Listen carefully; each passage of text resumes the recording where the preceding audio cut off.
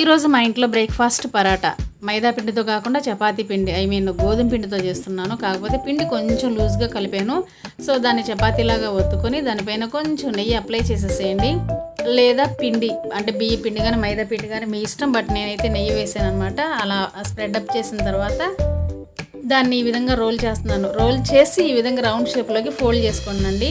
దీన్ని మళ్ళీ బియ్య పిండి కానీ మైదా పిండి కానీ స్ప్రింకిల్ చేస్తూ చక్కగా చపాతీలాగా, మరీ పలచగా వద్దు, అలాగని మరీ మందంగా కాదు, కొంచెం మీడియంగా ఉండే విధంగా చపాతీలాగా రుద్దేసేసి దాన్ని పెనం మీద వేసేసి ఆయిల్ కాకుండా నెయ్యి వేస్తూ చక్కగా కాల్చేసుకోండి.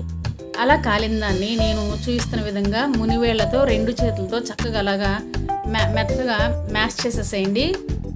పొరల పొరలుగా చాలా బాగా వస్తుందండి.